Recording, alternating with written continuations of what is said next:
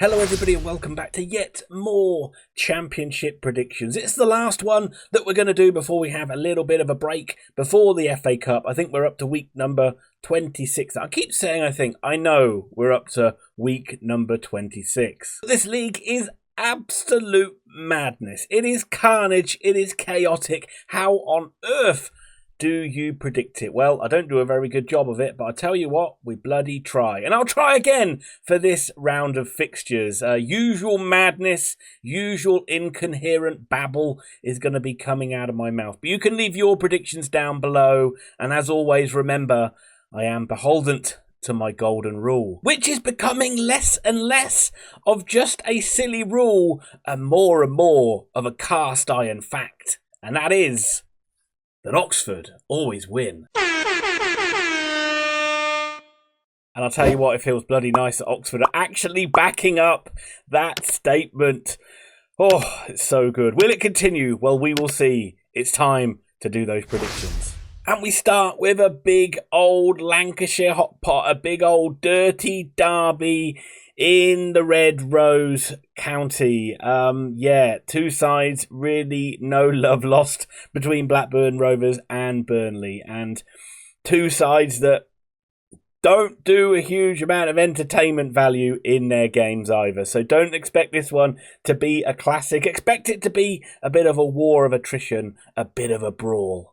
And Scotty Parker's men are a tough nut to crack, but they'll be disappointed after that 0-0 draw against Stoke. They had a great opportunity to really stamp their marker on this promotion challenge, but they let that chance slip away. But Blackburn Rovers under John Eustace as well are also like granite, falling behind in the 90th minute to Leeds or thereabout to then still come back and get that equaliser. The resolve of their side is probably the best in the whole division. And look, this is going to be really boring and dull, but I just can't split these two sides. And I think the draw is looking the most sensible option, which makes me think I'd rather go for like a 4-0 either side. But I am going to pick a draw, honours evens in Lancashire. Blackburn Rovers 1, Burnley 1. Stoke City versus Plymouth Argyle is up next, and we talked about Stoke without mentioning Stoke in that 0-0 draw that they had against Burnley. And from what all accounts are, and I know Burnley ended that game with 10 men, that Stoke came on strong in that game and could have easily won it at the end. And it shows that they are very up and down side, and looks like they're going through one of their upticks in form. But Mark Robins is the new Stoke manager, so Stoke fans, let me know, is that a good appointment or is that going to be yet another false dawn for you guys? But Plymouth at home seems just about the biggest banker that you can have in this championship season. Heck, even Oxford beat Plymouth at home, and the Pilgrims have just shown absolutely nothing away from home to make me want to back them at all. In fact, I think they're going to be quite heavily beaten once again. Until they bring a manager in that can turn that tide, I can't do anything but back against them, regardless of how spirited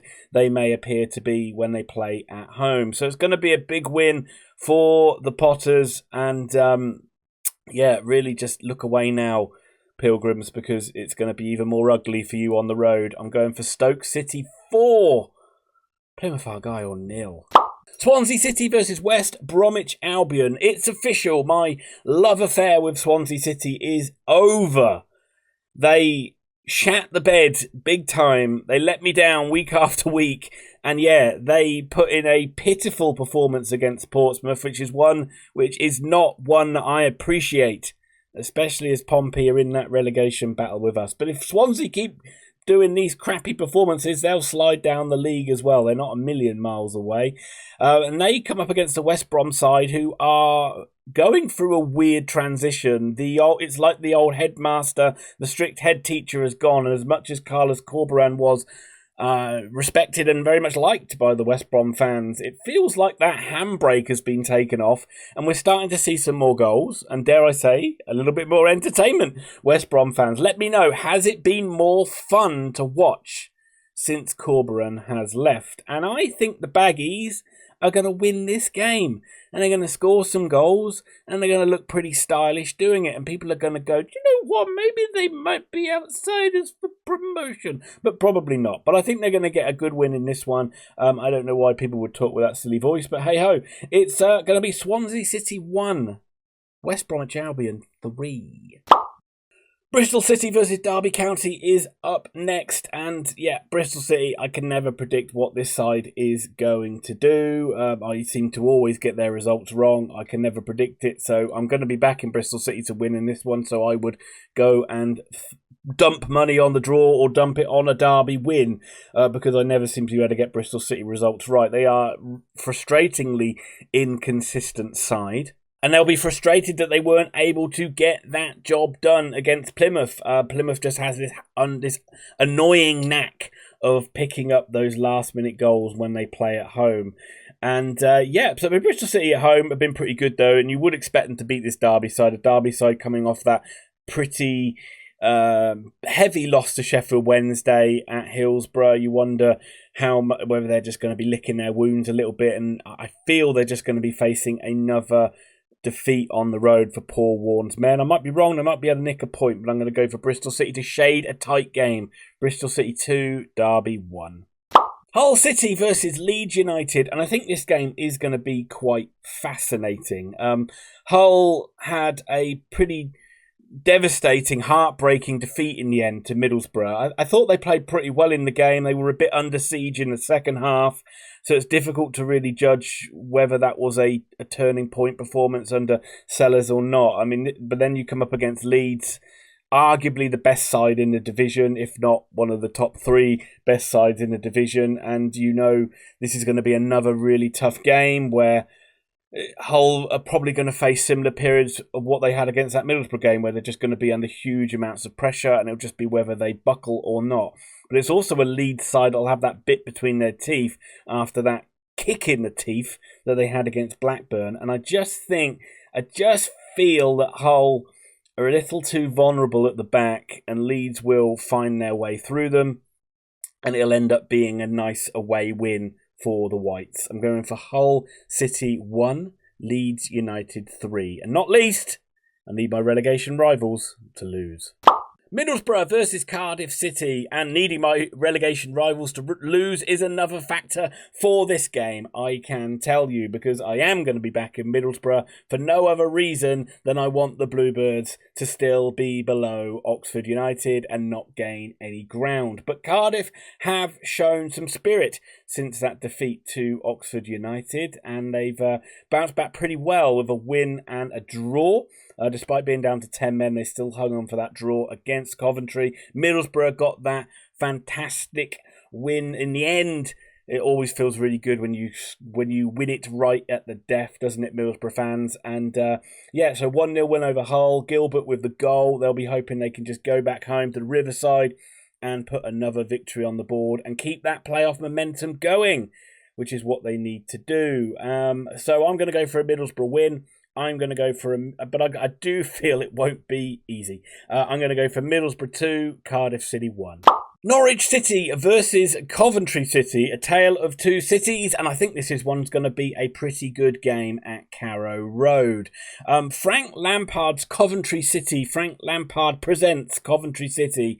I don't think I've seen a more wasteful side than Coventry. They seem to create a heck of a lot of chances in games and bugger them up.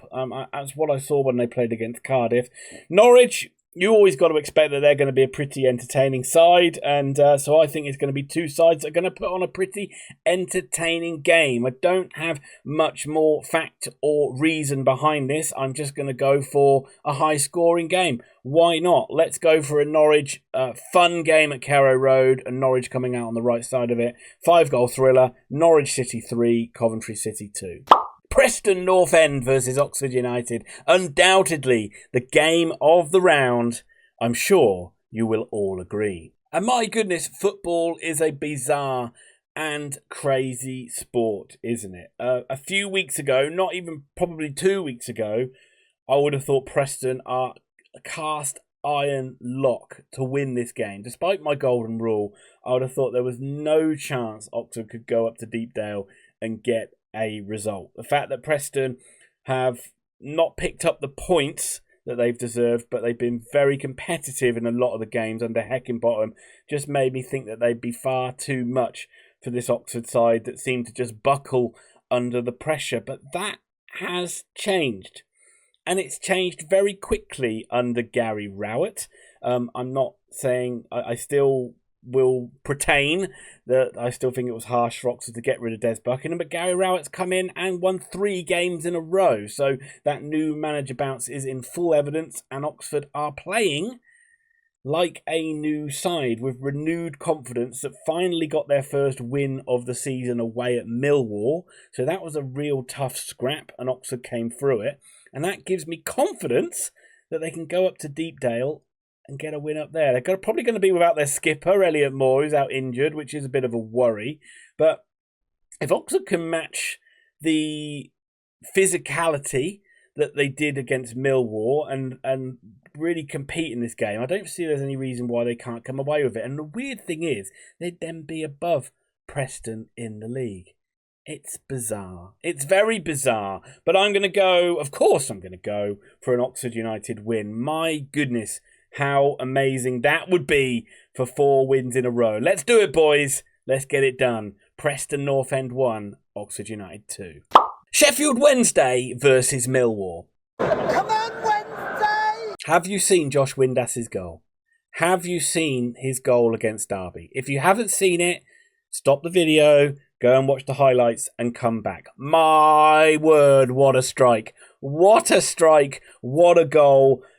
Should be goal of the season unless somebody does anything even more outrageous. But that was a wonder goal in what was a fantastic win for Sheffield Wednesday over Derby. They'll probably be a bit annoyed by the 2 goals that they conceded, but that will do that Hillsborough faithful the world of good for them to start winning games and winning games in style at Hillsborough. And when Sheffield Wednesday do that, you start to think that could they get in the playoffs this season? It's not beyond the realms of possibility that they could sneak in because they're very resilient. They've got goal scorers in the side.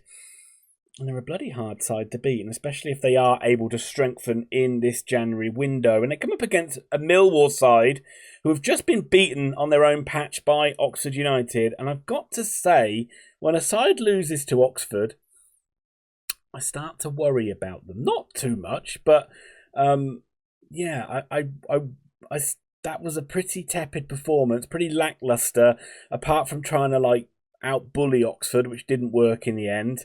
Millwall really didn't look like scoring a goal, and that would be a massive worry for me if I was a Millwall fan, especially now you don't have Neil Harris there anymore. You've got Alex Neil. You wonder if that kind of Millwall dogged spirit that Neil Harris brought to the table has kind of gone away. And I do just wonder if Millwall might start to slide down the table because it doesn't look like there's a huge amount of quality in that team. But the 1+ for Millwall is that they have got a rock solid defence, and that is probably going to be something that keeps them competitive and more around mid-table than sliding any lower.